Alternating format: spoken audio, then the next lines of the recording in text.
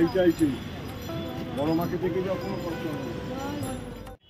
শুনেছি নৈহাটির বড় মা খুব জাগ্রত, আর মায়ের দরজার থেকে কিন্তু খালি হাতে কেউ ফেরে না। তো অনেকটা মনের আশা নিয়ে বড় মার দর্শনে যাচ্ছি। আর বড় মার দর্শনে যাওয়ার জন্য আমরা বাতকুলার থেকে বেরিয়ে পড়েছি, ট্রেনে চেপে বসেছি, কিন্তু নৈহাটি গিয়ে কোন দিকে যাব বুঝতে পারছিলাম না। এই দেখেন, এই যে এই ব্রিজে উঠবেন, উঠে নামলেন, নেমেই একদম দেখবেন পাঁচটা রাস্তা আছে, একদম রাস্তা বেরোয় ওপার হয়ে আপনার 2 মিনিট লাগবে হয়তো।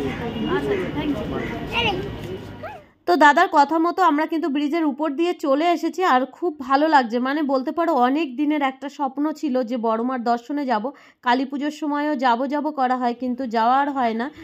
আর এখানে দেখতে পাচ্ছি ফুলের মালা বিক্রি হচ্ছে, আর বেশ বড় বড় সুন্দর সুন্দর মালা ছিল, যার জন্য আমি 2টো মালা নিয়ে নিলাম বড়মার জন্য। আর তারপরে এখান থেকে মালা নিয়ে নেওয়ার পরে তারপরে আবার নিচে চলে এসেছি। নিচে এসে দেখতে পাচ্ছি যে ছিল আকন্দর মালা, বেলপাতা, ফুল, অনেক কিছু ছিল। আর তারপরে একটা পদ্মও নিয়ে নিলাম। তো এই মাসিটা খুব ভালো ছিল।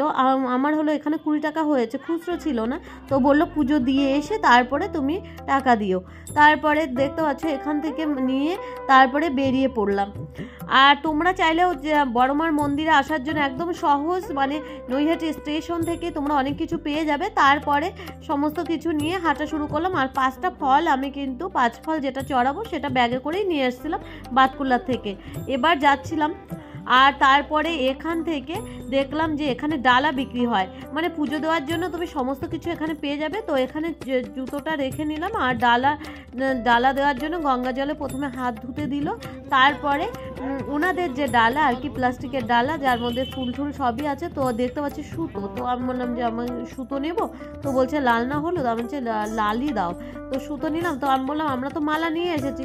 তো বললো ঠিক আছে আপনারটা দিয়ে করে দিচ্ছি। তারপরে এখানে দেখতে পাচ্ছ সুন্দর করে সাজিয়ে দিল, আর তারপরে যা কিছু দেওয়ার দিয়ে দিল। তারপরে এখন আমি বড়মার মন্দিরের দিকে রওনা দিচ্ছি, আর জুতো রেখে নিলাম।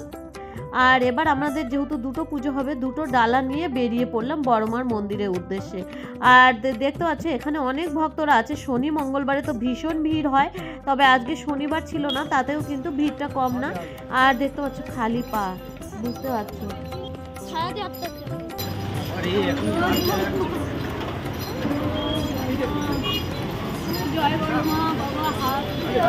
এইটাই ঠিক, বড় মাকে দেখে যাও, কোনো কষ্ট নেই।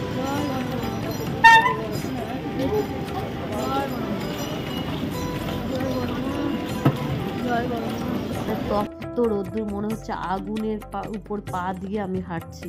তো যাই হোক, বড়মার দর্শনকে আর সহজে পাওয়া যায়। আমরা মোটামুটি গেটের কাছে চলে এসেছি, দেখতে পাচ্ছ। আর এখন বাজে বেলা বেশ কটা, 12টা সাড়ে 12টা বেজে গেছে। তাতেও কিন্তু বেশ ভালোই ভিড় এখানে। ভিড় বলতে শনি মঙ্গলবার হলে তো পুজো দেওয়াই যাবে না, মানে প্রচণ্ড ভিড়, অনেকটা দাঁড়াতে হবে। তো যেহেতু বেবিদের নিয়ে আসবো, তার জন্য শনি মঙ্গলবার ছাড়াই কিন্তু এসেছি। আর ভিতরে দেখতে পাচ্ছ লাইন হয়ে গেছে, আর এখান দিয়ে দেখতে পাচ্ছ বড়মার মুখটা দেখা যাচ্ছে। তবে কাছে গিয়ে মুখটা দর্শন করব। আর যখন মায়ের কাছে এসছি, মানে আমার চোখটা যেন মানে কি বলবো, মানে জলে ভরে উঠলো, এতটা মানে তৃপ্তি লাগলো। আর সে মানে কতদিনের স্বপ্ন পূর্ণ, সেটা আর তোমাদের বলে বোঝাতে পারবো না। আমার মনাও ভীষণ খুশি। আর এখানে সমস্ত প্রণামী বাক্সগুলোতে কিন্তু স্ক্যানারও দেওয়া আছে, তো তোমরা চাইলে স্ক্যান করেও টাকা বড়মার যে অ্যাকাউন্টে দিতে পারো জমা। আর প্রচুর প্রণামী বাক্স আছে, যেন শনি মঙ্গলবারে প্রচুর ভিড় হয়, কিন্তু ভক্তদের কিন্তু কোনো যাতে অসুবিধা না হয়। আর বড়মার সামনে এসে ভিডিও বা ফটো তোলা নিষেধ ছিল, তবে লুকিয়ে লুকিয়ে যতটা পেরেছি, লুকিয়ে আমরা করছিলাম। তো সামনে এসে যতটা পেরেছি তোমাদের সাথে ততটাই শেয়ার করলাম। তারপরে এখানে আমাদের প্রসাদ দিল, আর আমি যে স্কুটির চাবিটা নিয়েও একটু পুজো করে নিলাম বড়মার কাছে। তো বলেছিলাম পুজো করব। তো যাই হোক, এখন দেখতে পাচ্ছ আমরা বাইরে চলে এসেছি। তো এই মাসিমা হলো কপালে একটু টিপ করিয়ে দিচ্ছে। তারপরে এখানে এসে মানে সত্যি আমরা যখন আসছিলাম ট্রেনে করে একটু অসুস্থ লাগছিল, কিন্তু বড়মার এলাকায় এসে মানে পুরোটাই সুস্থ মনে হচ্ছে আমার। মানে কি বলবো, তোমাদের দেখাচ্ছি, দেখতে পাচ্ছ মন্দিরটা। এটা কিন্তু ভবেশ কালী নামে পরিচিত, আগে ছিল, এখন কিন্তু সবাই বড়মা নামেই জানে। আর এখানে বড়মার অনেক ফটো কিন্তু বিক্রি হচ্ছে। তো বড়মার সমস্ত ছবিগুলো এত সুন্দর কি বলবো, যেটাতেই হাত দিচ্ছে মনে হচ্ছে সেটাই নিয়ে চলে যায়। তো সমস্ত ছবিগুলো বেশ দেখলাম। আর এই মায়ের যে এই রূপটা, এটা সত্যি, এটা মানে একটা আলাদাই রূপ। তারপরে এই দাদার দোকানের ভিতরেও বললো অনেক ফটো আছে, এখান থেকে মায়ের একটা ফটো নিয়ে নিচ্ছি বড় দেখে। আর তারপরে এই ফটোটা দেখছি, পরে আবার একটা বড় একটা মায়ের ফটো নিলাম।